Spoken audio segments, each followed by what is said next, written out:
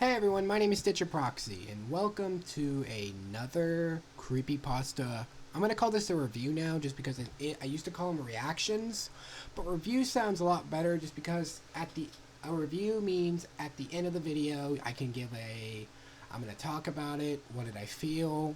What would I do in the situation? And I'm gonna rate this because I watch a lot of creepypasta videos, and this video is would you feel any different? Creepypasta from from Creepypasta Junior, one of my favorites one of my favorite creepypasta guys that I love to listen to and read, just because he does a lot of different styles and he has a really good voice. Like, if you hear him, it makes me want to go into the story and actually feel like the character, like he's talking about in these. It's really good, and I hope you enjoy. And I'll give my opinion at the end of the story.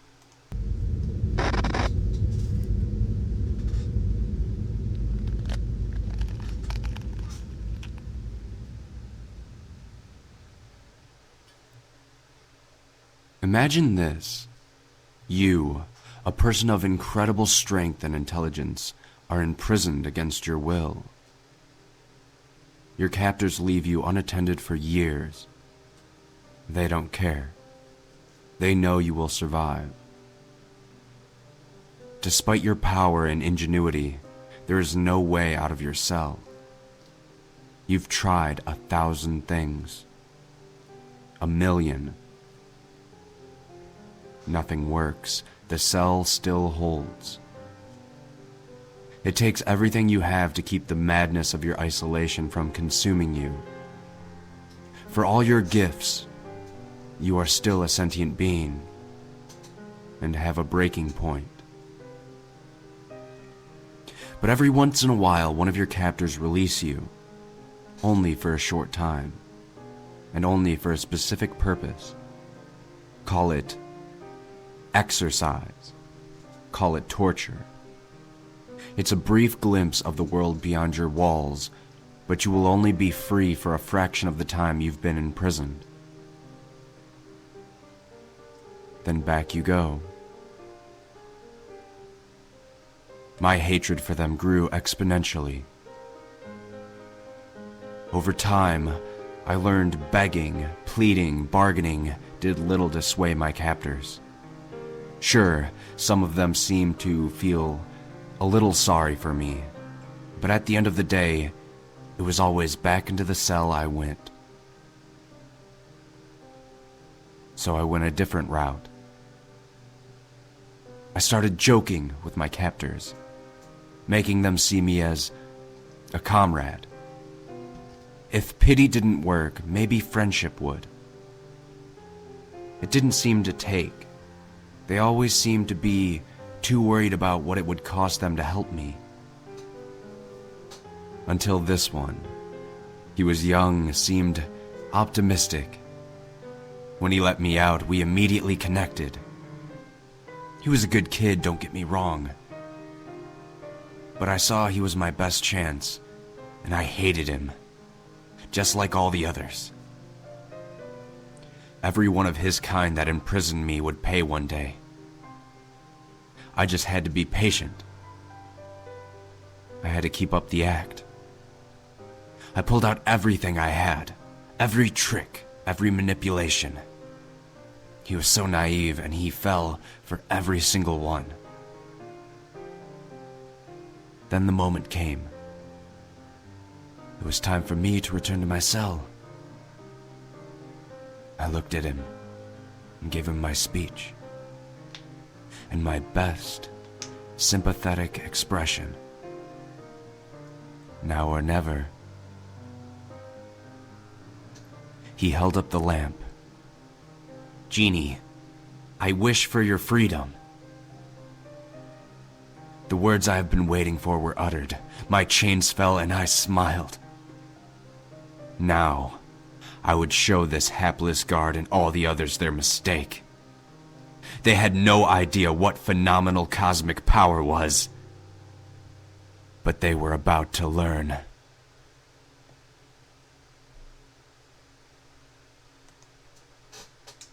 Okay. I understand now what he was talking about. Like, at the start of it, if you got... You guys don't really understand these stories. At the start of these, I thought actually it was more human. I heard the word sentient and I'm like, is it an alien? But now I think about it, a genie makes sense. Well, it's a lamp. If you think about it, a genie has the ability to grant wishes. But what if a genie was tortured oftenly? Because a genie is basically a being that lives in a lamp, right? Well, most anything. It lives in anything that it can hold its soul in. A term. But the genie, I think, was basically held captive to the point where they would release him from his prison. Like, good example. Say if these guys have tortured this genie and make him do these 3 wishes. That could torture the world, right? But maybe after a while, he's tired, they put him back. And they still torture him because the genie does not want to do these things. He basically hates them for it. Because he knows that he's going to condemn a lot of people to hell sooner or later. And I can understand that feeling. Because just imagine if you're in the genie's footsteps and you're being tortured every day, maybe every day, doing wishes or hurting people. Their wishes say to magically rip this guy's head off, or I wish to make these spiders big enough to eat these spiders as big as 6 feet in diameter to eat this human. You guys get what I mean? These things are dangerous creatures. And I understand. If I was in that situation, I would have done everything that would get out of that cage. I would have done guilt, pity. I would have done everything to get me out of there. And then if I did, I would have killed everyone. Because if a genie is freed from its lamp or its hold, it has the ability to use all its powers without granting a wish. It means it could kill you to the point it could torture you the same it did to you. Basically, you're dead. But that was this one. Alrighty, let's go with the next one.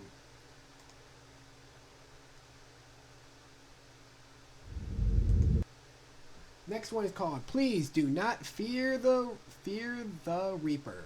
I think we're talking about the Grim Reaper. Okay, let's go with it.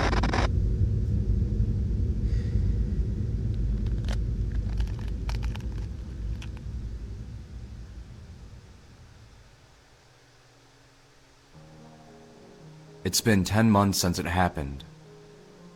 Death just stopped. People just stopped passing. On the surface, that sounds fantastic, but the reality is far worse than anything I've ever imagined. I work as a trauma surgeon at one of the busiest hospitals in the country, and believe me, my job shifted significantly after the event. Sure, it seems great when the 68-year-old diabetic with a heart condition comes in complaining of chest pain. Clinically, he's dead from a heart attack. But aside from some discomfort, he is sent home to his family. They get more time together. But that's the best case scenario. 2 weeks ago, we had a burn victim come in after a high-speed collision that resulted in his semi bursting into flames. Today, we have a torso and not much else locked in a supply closet because all he can do is scream and flail. No eyes, no tongue, no limbs to communicate with. We don't know what to do with him. After that call, I retreated to an isolated office, popped open my flask, and downed a significant amount of pills. I rested my elbows on the table, feeling the pounding of my pulse in my temples as I tried to cope. And that's the kind of thing my job has become. I am more handyman than doctor now. People come in with damaged parts, and I try to make them functional again. An 11-year-old boy comes in after being struck by a drunk driver. More than 60% of his bones are broken, shattered. There is no way to set them to get to where they will function again. In the old world, he would have passed. Today, his parents take him home to lay in a bed for all eternity. More pills, more booze, more pounding temples. As nursing homes fill up and overflow, many that work in that industry quit their jobs. It has become quite common to see elderly laying on the side of the road or in dumpsters or actually buried alive, as families are unable to cope with the concept of caring for an invalid body for eternity. More pills, more booze. My health declines. Yesterday, a normal 30-year-old woman came in, complaining of difficulty breathing. Upon examination, we found that she had suffered a massive stroke the night before. Again, before she would have passed. Now she had to deal with all her automatic bodily functions shutting down, and her having to take them over consciously. Her pain was from forcing air into her lungs where before her body did it for her. More pills, more booze. I don't feel well. My temples are absolutely hammering. Today, a woman miscarried. Now we have to figure out what to do with a squirming fetus only a few months into development. In the break room, drunk and high as usual, I rub my temples, feeling stillness under my fingertips. My eyes snap open. Shit.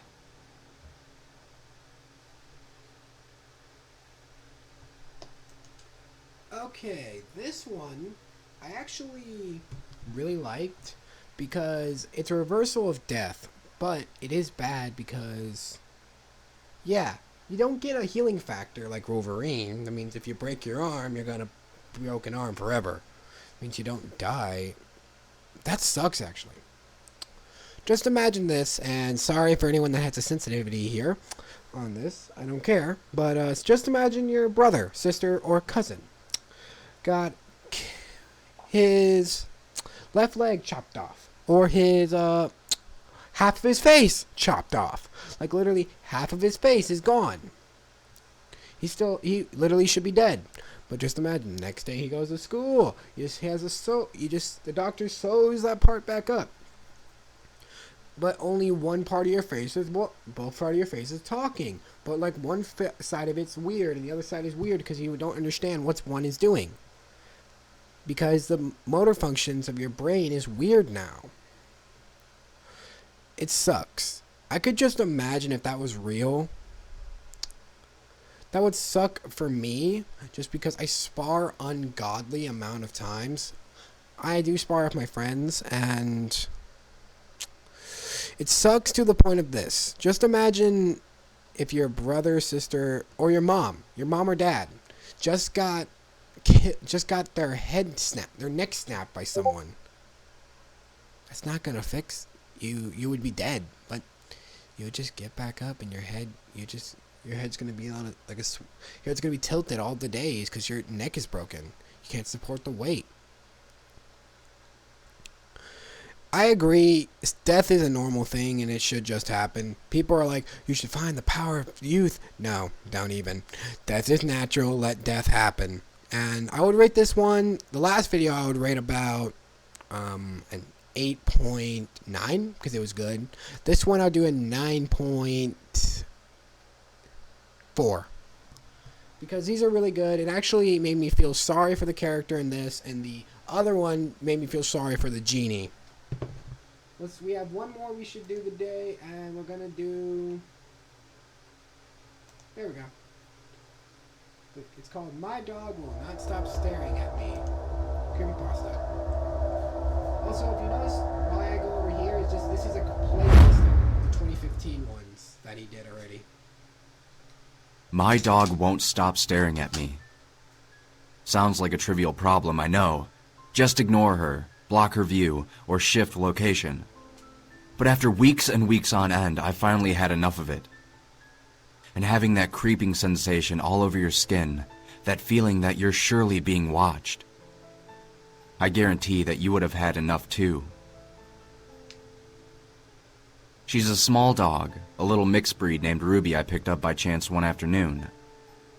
I was particularly bummed out driving home from the doctor's office when they confirmed that the throbbing, burning ache in my shoulder was enough to take me out of the sport I love so much. Lacrosse, which is what got me to my school in the first place, on a scholarship. And now I was out of the game, maybe for the whole season. And when I saw those big black eyes peering out at me from the dog shelter, I figured I could use a companion. At first, her gaze seemed nice, even a bit cute. But now, I can't get those eyes off of me, no matter what I do. It started not long after I brought her home.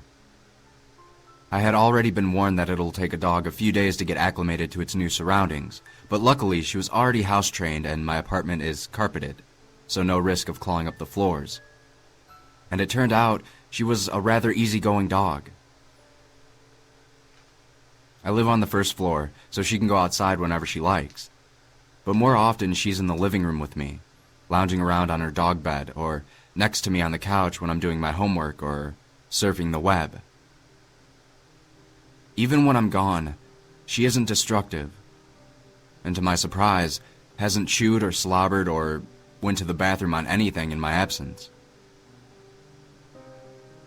She's usually well behaved like that, but then the staring began. For a few days, I dismissed it as nothing. After all, she was new to the place, and I thought she just craved attention, being stuck in that shelter for God knows how long. Most of the time after her staring, she'd wait patiently for me to pat the couch cushion, giving her permission to jump up and curl up next to me. I figured the staring was her way of asking for things. When I wasn't in the room with her, she would frantically begin to sniff and search for me all over the apartment as if I had just abandoned her, whining quietly. The noise began to get on my nerves, and so I started sending her outside. The place didn't come with a big backyard, but it was fenced and a decent size for a small dog, so I let her stay out and run around. And again, at first, that's what she did. Rolled on her back, did her business, pawed the grass, and all the stuff dogs usually do. But sooner or later, I'd find her an inch away from the sliding glass door, her large eyes begging to be let back in. And so I would, with a bit of unease. She seemed to spend less and less time out there, using it only to go to the bathroom, and wanted to have more and more time with me. I never liked the feeling of being watched. As far back as I can remember, I've hated having that sickly, creepy, crawly sensation that I'm not alone. And even when she was in the other room, I swear I could feel it. Her whining turned to plaintive wails and little doggy howls every minute I was out of her sight. Like I said, I'm living here on my own and I tried not to let it bother me. Even when she moved from sleeping at the foot of my bed to practically right up against me. Even as I lay there trying to sleep, she would just stare and stare. I thought maybe her former owners were abusive, or that they didn't show her any affection. When I took her to get the shots she needed, I even asked the veterinarian, but she just shrugged it off as normal dog behavior, possibly a little more clingy than most. She just wants to be close to you, the vet told me. A lot of dogs stare, it's not uncommon. Maybe the vet was right. The retriever in the waiting room seemed to gaze unending at me too. But like I said, I never liked that feeling. So I tried to accept that some dog behaviors might just be weird that way. And yet, as time went on, I couldn't shake the feeling that the staring had become more intense, somehow. Like she was looking really deeply at me. And that's when I started to get annoyed. Sure, she's just a dog, but why would she incessantly need to look at me like that? It didn't matter if she was yards across the room or right beside me on the sofa. Her giant, forlorn-looking eyes bore holes through me. It was unnerving.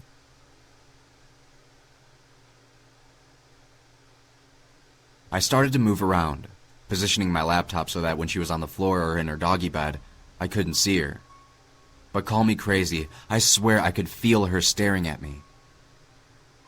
To make matters worse, the crying turned into full-on barking whenever we weren't together. I would send her outside for a while, but she just sat at the front steps waiting to be let back in. It's not that I didn't care about my dog anymore, I just couldn't get a break from the constant pleading eyes. And so I decided to willfully ignore her. I still filled her bowls with food and water, still let her out to the yard and back in, even left her a treat now and then, but otherwise, I really didn't want to be around her. It didn't help that I was spending a lot more time at home now. Watching my college team play without me had grown more than a little miserable, and finally I just stopped showing up to matches. The doctor thought it might be my rotator cuff, and other than some physical therapy exercises and icing it, there was really nothing more to be done for it. It wasn't bad enough for surgery, but not well enough for me to go back to lacrosse, at least for now. And aspirin didn't seem to touch it. So not only was I home a lot more, but I was in significant pain when my left shoulder started acting up. And there was my dog Ruby, just staring away like it was her goal in life to annoy me.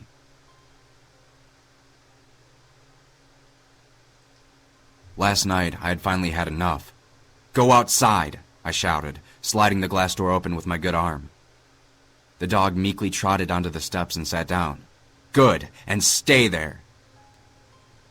I closed her out and walked away, agitated and with my shoulder twitching painfully, still knowing that she was watching me through that damn door.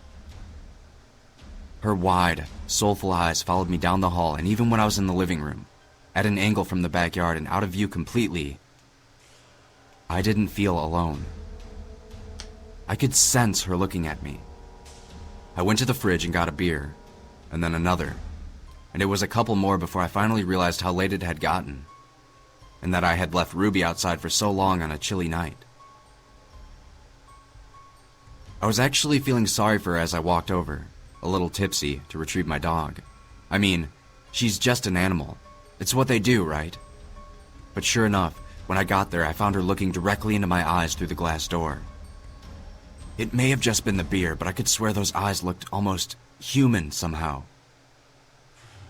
And they wouldn't stop staring. I flung the door open in anger so hard it hit the edge and nearly slid back, and grabbed Ruby by the collar, dragging her inside and shutting it behind me. "Stop this! Do you understand? Why do you always have to stare at me?" Later, when I sobered up, I realized how ridiculous this whole thing must have seemed, me shouting drunk demands at a small dog. But I had had it with her completely. Her eyes answered back with a mournful gaze. That was it. "You sleep in here tonight, understand? You made me do this." I practically threw her in the hard metal crate I had gotten at the shelter, lined at the bottom with a dingy old blanket, which I had never made her sleep in the whole night. I knew she didn't like the crate, but I took a kind of perverse glee in that fact, and she let out an unhappy whine as I fastened the crate door shut, her eyes still darting to meet mine. I ignored her occasional cries and went back to my beer, which, to my disappointment, did very little to ease the sharp pains in my shoulder. I'd probably end up back at the doctor's at this rate.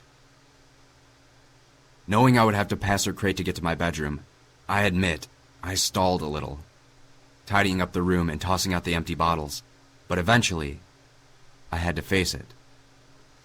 Without giving Ruby or the crate so much as a glance, I walked down the hall, shut the bedroom door, and gingerly got into bed. Maybe I was wrong to get a dog after all. I would have to think on it more, when I was sober, and address the problem in the morning. Maybe with another visit to the vet. Maybe she's just sick. I mean, I have no idea why a dog would act this way.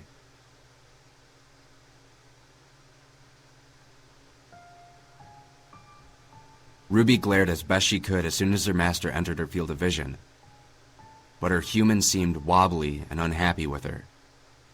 Upon her master shuffling into the kitchen, she whimpered softly and drew herself back towards the corner of the crate. Her owner didn't even take a moment to look over at her. The entity behind them, however, did. She was always trying to break it down, to make it leave her master alone, but it would only sink its claws deeper into their shoulder and tightening its grip. And so the entity spread its ropey black lips and flashed the dog rows of smiling needle-like teeth, trailing as it always did, directly behind her master.